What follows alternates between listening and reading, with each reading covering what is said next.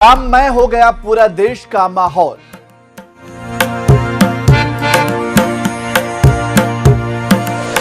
हर तरफ सुनाई दे रही है राम नाम की गूंज।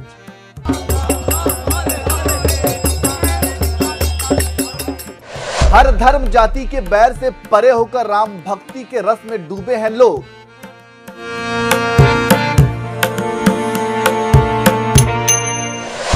कुरुक्षेत्र से जल लेकर निकले हैं खुर्शीद आलम। अयोध्या पहुंचकर प्रभु राम के चरणों में करेंगे अर्पण।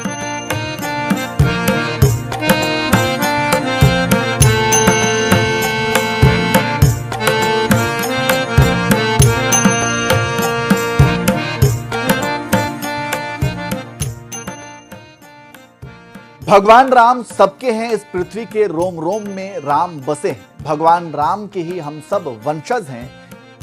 ये कुछ ऐसी बातें हैं जो मर्यादा पुरुषोत्तम भगवान राम को लेकर पिछले कई वर्षों से कही जाती रही हैं। न सिर्फ हिंदू बल्कि अलग अलग धर्म के लोग इस बात को स्वीकारते देखे गए हैं। और जब से राम मंदिर निर्माण के बाद मंदिर में भगवान राम की प्राण प्रतिष्ठा की तैयारियां शुरू हुई हैं, राम मंदिर के उद्घाटन की तारीख तय हुई है, तब से तो जैसे पूरा देश ही राममय हो गया है। हर तरफ राम नाम का जाप सुनाई दे रहा है, जिससे भगवान राम के नाम पर जो बन पड़ रहा है वो कर रहा है।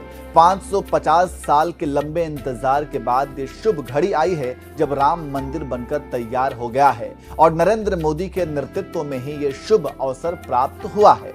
ऐसे में कोई भी इस मौके को गंवाना नहीं चाह रहा है। हाँ, कुछ लोग हैं जिन्हें राम मंदिर के निर्माण से ही आपत्ति है। बाबरी मस्जिद ही याद आ रही है।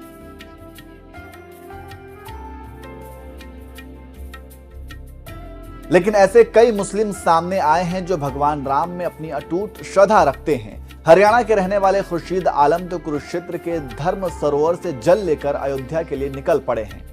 खुर्शीद आलम का कहना है कि इस जल को वो अयोध्या जाकर राष्ट्रीय संघ महामंडलेश्वर गीता मनीषी स्वामी ज्ञानानंद को देंगे और वो इसे भगवान राम के चरणों में अर्पित कर देंगे। खुर्शीद आलम धर्म की हर दीवार को तोड़कर अपने मजहब को साथ लिए और मन में भगवान राम के लिए अटूट श्रद्धा लिए हरियाणा से खुर्शीद आलम चले आ रहे हैं अयोध्या।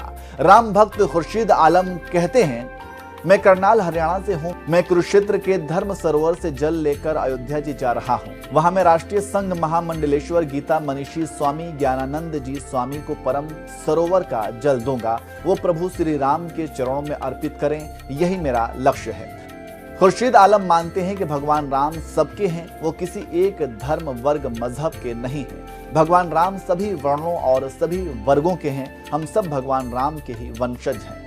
खुर्शीद आलम आपसी भाईचारे का संदेश देना चाहते हैं। खुर्शीद आलम कहते हैं कि भगवान राम का आदर मान सम्मान और स्वागत करना चाहिए। आपसी भाईचारे के लिए, हिंदू मुस्लिम एकता के लिए यही एक उद्देश्य है। देश की बढ़ोतरी के लिए हम सबको मिलजुल कर रहना चाहिए। कुरुक्षेत्र से मेरा ये 800 किलोमीटर का सफर है। मैं बाइक से सफर तय कर रहा हूँ। 20 जनवरी को प्रातः भगवान श्री राम के दर्शन करने अयोध्या श्री में प्रवेश करूंगा। सुनिए खुर्शीद आलम को। यात्रा मैंने शुरुआत की है ब्रह्म सरोवर कुरुक्षेत्र से, धर्म क्षेत्र कुरुक्षेत्र से। गीता ज्ञान संस्थानम राष्ट्रीय संत महामंडलेश्वर गीता मनीषी स्वामी श्री ज्ञानानंद जी का आशीर्वाद से मैंने ये यात्रा धर्म क्षेत्र से रामलला की ओर यानी कि अयोध्या जा रहा हूँ, ब्रह्म सरोवर से जल लेकर। क्या उद्देश्य है इसका यात्रा कर रहे हैं? यात्रा करने का उद्देश्य है कि भगवान राम किसी एक के तो राम नहीं हैं, भगवान राम हम सबके राम हैं और हम उनका जो गृह प्रवेश हो रहा है उसका अभिवादन, उसका स्वागत करने के लिए, और हम एक संदेश ये देना चाहते हैं हिंदू मुस्लिम एकता का कि हम सब अपने अयोध्या का अभिवादन और स्वागत करने के लिए जा रहे हैं। देश के मुसलमान भाइयों से भी खुर्शीद आलम ने आग्रह किया है राम नाम का आदर करने का, रामलला का स्वागत करने का मुस्लिम भाई बंधुओं से निवेदन किया है। सभी को आगे आकर रामलला का स्वागत करना चाहिए। हम सभी को मिलकर श्री राम का अभिवादन करना चाहिए। देश की एकता के लिए सभी मुसलमानों से मेरी ये अपील है। खुर्शीद आलम ने अपनी बाइक पर भी राम नाम का झंडा लगाया हुआ है और वो राम नगरी के लिए निकल पड़े हैं। अब आप खुर्शीद आलम के एक मुसलमान होने के बाद भी राम की भक्ति में इस तरह से डूबने को क्या कहेंगे? आखिर क्यों एक मुस्लिम होते हुए भी खुर्शीद आलम को राम नाम में विश्वास रखने में कोई आपत्ति नहीं है, बल्कि उनको सुकून मिल रहा है? वो भी राम मंदिर के इस प्राण प्रतिष्ठा समारोह में अपना कुछ योगदान देना चाहते हैं, तभी तो निकल पड़े हैं कुरुक्षेत्र से जल लेकर रामलला के चरणों में अर्पित करने के लिए। ऐसे ही लोग साबित करते हैं कि भगवान राम सबके हैं, वो किसी एक धर्म या जाति से ताल्लुक नहीं रखते हैं, बल्कि जो राम को मानते हैं राम उनको अपना मानते हैं। वैसे आप खुर्शीद आलम की इस तरह से कुरुक्षेत्र से जल लेकर बाइक पर सवार होकर अयोध्या के लिए निकल पड़ने को क्या कहेंगे? क्या सच में अब जब राम मंदिर का उद्घाटन होने जा रहा है तो हमारे देश में ये धर्म की दीवार भी खत्म होती जा रही है? क्या सच में फिर एक भाईचारे का दौर आने वाला है?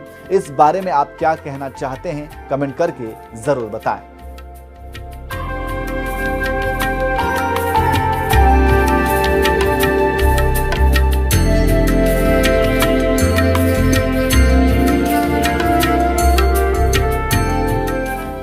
प्राण प्रतिष्ठा के लिए मुझे निमंत्रण मिला है और वो निमंत्रण मैं अपने पास इसलिए नहीं रख पाया क्योंकि मुझे ये भी वो था कि कहीं रास्ते में मेरे से मिस ना हो जाए।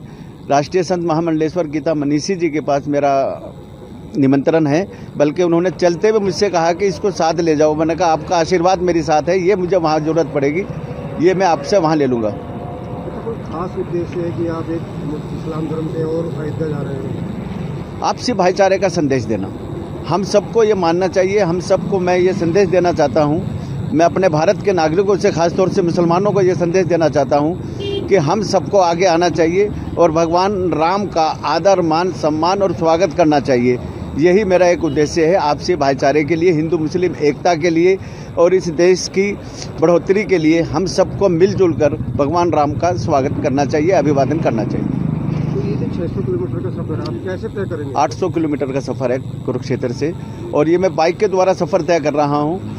और बाइक के द्वारा मेरा जो मार्ग था कुरुक्षेत्र से चलकर करनाल, करनाल से पानीपत, पानीपत से कैराना, झिंझाना, शामली होते हुए मैं मुजफ्फरनगर, बिजनौर, बिजनौर से मैं निकलूँगा क्या नाम इसको गजरौला, गजरौला से मुरादाबाद, मुरादाबाद से रामपुर, रामपुर से बरेली, बरेली से शाहजहानपुर, शाहजहानपुर से सीतापुर और सीतापुर से मैं जाऊंगा लखनऊ। रात्रि में लखनऊ विश्राम करूंगा और वहां से 20 तारीख को प्रातः भगवान श्री राम लला के दर्शन करने के लिए अयोध्या जी प्रवेश कर जाऊंगा। एक दिन में कितना किलोमीटर यात्रा करेंगे आप? एक दिन में मेरा अपना अनुमान है, जैसे अब यहाँ से केपी जी के ने, क्योंकि इनका बहुत आग्रह था, आज मेरे साथी हैं, पुराने पत्रकार साथी भी हैं, मेरा भी पत्रकारिता में काफ़ी समय रहा है, तो इनका अनुरोध पे मैं कुछ समय के लिए यहाँ रुका हूँ।